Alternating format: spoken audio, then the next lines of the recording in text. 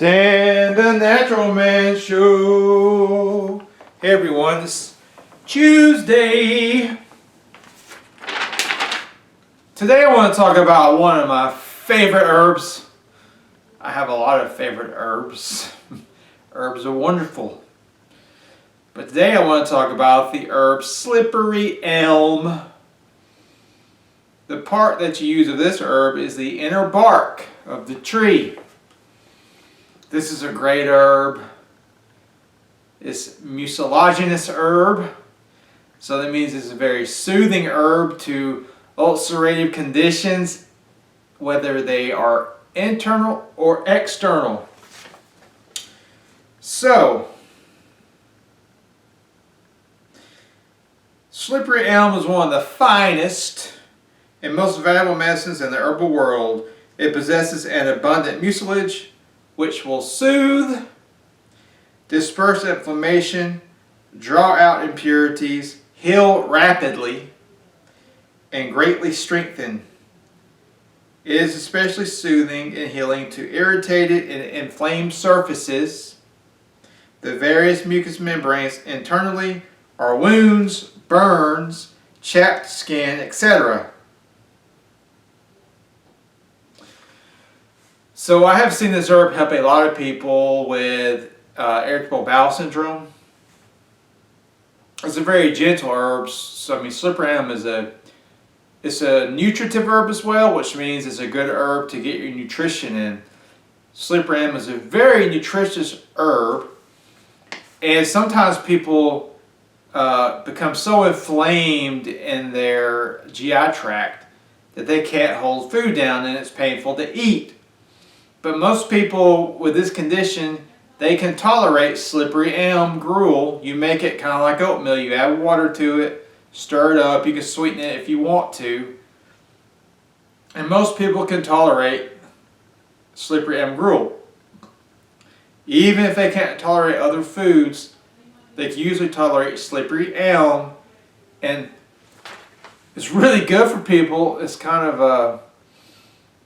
I don't think it's a coincidence that people who are so inflamed that can't hold food down, but they can usually hold down slippery elm gruel, because not only does it nourish the body, it starts to heal the inflamed tissues. So if you have IBS and you're struggling with IBS for a while, or Crohn's, or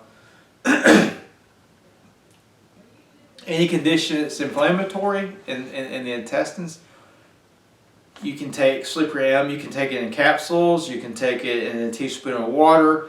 But just start taking it every day. Take it every day. Just eventually you'll notice that you feel much, much better and that your condition is much improved, if not gone. It's also good for inflammatory conditions of the lungs and the urinary organs. So if you're having, say, some inflammation in the bladder, slippery elm can help there too. Slippery elm is also a very good expectorant, which means it can help to get mucus out of the lungs, out of the sinuses. Slippery elm is good for external burns. So you get a sunburn or a chemical burn, or you get burned by fire. It can help to relieve the pain and start the healing process with burns.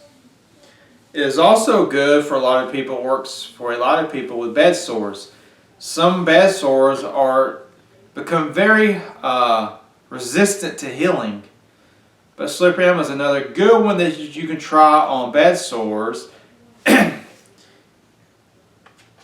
if you mix it, slippery elm with comfrey, it will probably heal even better and more rapidly.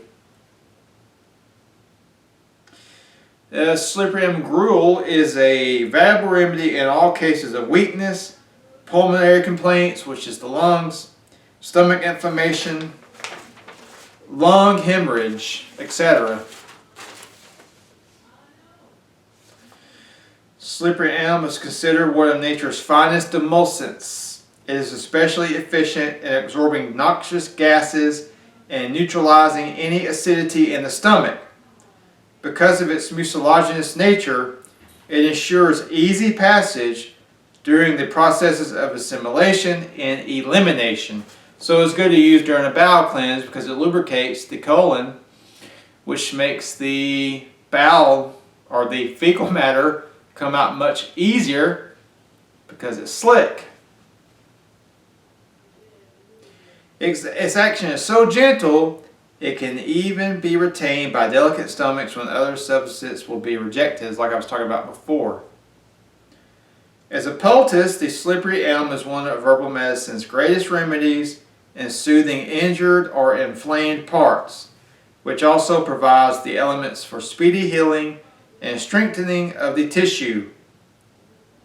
This was an important botanical medicine and food for both the American Indians and pioneers.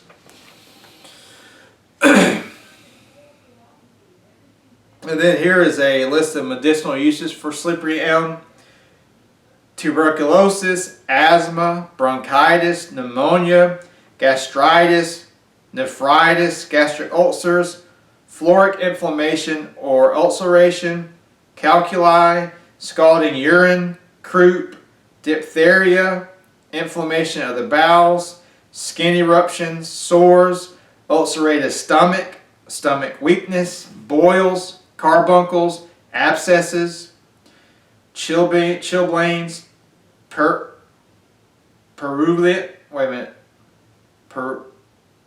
purulent eye inflammation, wounds, burns, diarrhea, coughs, dysentery, pleurisy, sore throat, poison ivy, female problems, tumors and vaginal irritation, etc. And the preparation of slippery elm is decoction, infusion, mucilage, powder, suppositories, and tincture. So this is a very, very valuable herb. I recommend everybody has some in the home. It was used extensively by the Native Americans. The Native Americans were some of the most skilled and knowledgeable herbalists to have ever lived. They also taught the pioneers how to use a lot of these valuable herbal remedies like slippery elm. So, if this video has been interesting or helpful, like it and share it. Please subscribe to my channel. Check out my page, DanielNaturalMan.com, and remember, until next time, keep it natural.